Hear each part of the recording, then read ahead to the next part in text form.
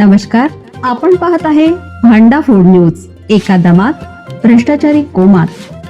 Social media, कर्जबाजारी, गुन्हेगारी, सट्टेबाजी, चोरी, मटका, जुगार, दारू, सावकारशाही, न्यायाच्या प्रतीक्षेत प्रशासन. भांडा फूड न्यूज. एका दमात भ्रष्टाचारी कोमात. बोगस खत विक्री, 1 लाखाचा मुद्देमाल जप्त. भोकरमध्ये बेकायदेशीररित्या घरपोच विक्री करणारा गजाआड.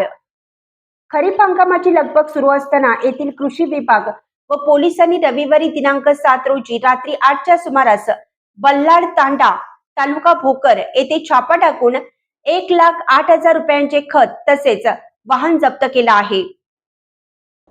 पोलिसांनी दिलेल्या माहितीनुसार मृग नक्षत्राच्या पहिल्या टप्प्यात पंचक्रोशीत शेतकरी खरीप हंगामातील लागवडीसाठी सज्ज झाला असताना बाजारपेठेत खत व बियाणे खरेदीसाठी झुंबड उडाली आहे.